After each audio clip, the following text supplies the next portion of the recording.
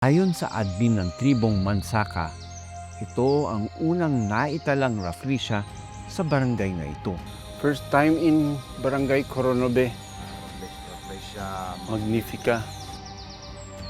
Bihira, ngunit endemic sa Mindanao ang Rafflesia magnifica na natatagpuan lamang sa Mount Candalaga. Tinawag itong magnifica dahil sa katangi-tanging laki ng bulaklak nito kumpara sa ibang Rafflesia. Napaka-special ng flower na ito. And ang common knowledge is all Rafflesia stinks.